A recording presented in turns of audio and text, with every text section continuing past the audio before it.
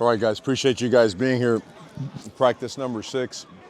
You know, a week after coming back from spring break, we made a decision. We weren't going to start all over. We were going to pick up right where we left off. And you know, by practice 6, now you start understanding a little bit what you're trying to get accomplished in practice. So you work together as a staff with the players, using the field certain ways: drill work, unit work, 1-on-1, 5-on-4, 7-on-7 work, and then offense versus defense as well as special teams. So there's improvement. We still have, you know, long ways to go. We're trying to close that gap every single day. But the consistency is the most important part. Consistency in physicality, consistency in execution, consistency in toughness, all things that go with being a good football team. Questions, please. Coaches Clinic, the first one you've had here. I know getting a bond with high school coaches is super important, and also giving back to the community. So talk about both those, how they go hand in hand, and how important it is to have these high school coaches on board with the Miami program. Oh, without a doubt. I mean, first and foremost, you want to be able to build trust with people and confidence. And the only way someone can trust you is if they know you. Only way they can know you if you spend time with them, if you invest time in them. So for us, we want to make sure that we invest in them and their programs, help their programs get better. If we can provide a drill, if we could provide a format, if we could provide a regimen, whether it be strength and conditioning, a couple wise words from a Sean McVay or a Jimmy Johnson, all this stuff is really important. I love going to clinics. I go to clinics all over the place all the time, and I love it, and it was very interactive. We had Darren Rizzi out here demonstrating special teams drills, you know, how to tackle, how to set up blocks, angles, leverage, half position.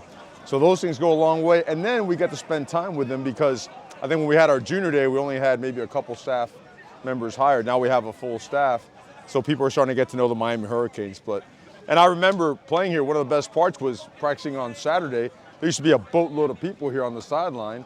You know, you usually find yourself a Boom Boom Mancini or a marvelous Marvin Hagler out here too, right? You always used to find, you know, some really just awesome people and a lot of energy, and I felt like it felt like that today. And our players got some wise words at the end of practice from Sean McVay that really hit home. So productive day, long ways to go, a lot of work to do, but improvement. Just with Sean, your connection with him, and to get him here for this, and can you relay maybe some of the message that he gave today?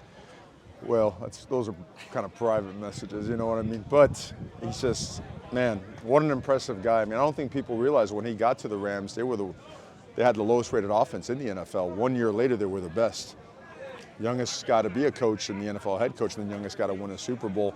But it's not that. I mean, his impact on people, the way and his presence, right? His messaging. I mean, he felt there was some real special stuff going out there, and had a chance to speak after, and look forward to getting together with a guy like that again. When you, when you form relationships with guys like that, especially there in the NFL, we're in college, there's no crossover, right? And you can get together and learn a lot. And we look forward to learning a lot from him. We all always learn a lot from Coach Johnson. Coach Orgeron did an awesome job. Darren Rizzi was spectacular, you know, teaching special teams this morning. So all in all, just a lot accomplished. But again, consistency. We got to keep pushing this thing. It doesn't stop. It doesn't stop. It's got to be on the gas, and we got to go. We got a ways to go. And Will Mallory got hurt a few days ago. Good. What are the details on that injury? What's kind of the outlook for that? Well, we're never going to get details on injuries. What we'll say is that when we play this season, he'll be playing with us. You know, some injuries are more severe than others. I just don't think it's fair to get into details with that kind of stuff about our players. I'll do the best I can to provide information, and hopefully I can provide as much as I can. But if there's something to hold back, I would respectfully ask to please respect their privacy, because, you know, it is a personal matter. Let's do a few more for Coach. How much have you tried to integrate the running game this spring so far in the practices? I know your teams have ran the ball a little bit more in the past than last year's team did with passing. How do we, one more time? So how are you trying to integrate the running game so far as far as what you've seen individually going into this season? I know the team last year seemed to throw the ball a little bit. Last year's team definitely threw the ball more than they ran the ball. You know, when we install everything at probably a 50-50 clip, 55-45 clip. The RPO skews it one way or the other. So, I mean, we like what we see. We've run inside, outside zone, counter, power, stretch, two surface, three-man surface, four-man surface, pin and pull, speed sweep. I mean, you name it, we've run it. You know, quarterback runs as well. And we've also, you know, we've stretched the field. We've gone empty. We've gone loaded sets, snug sets.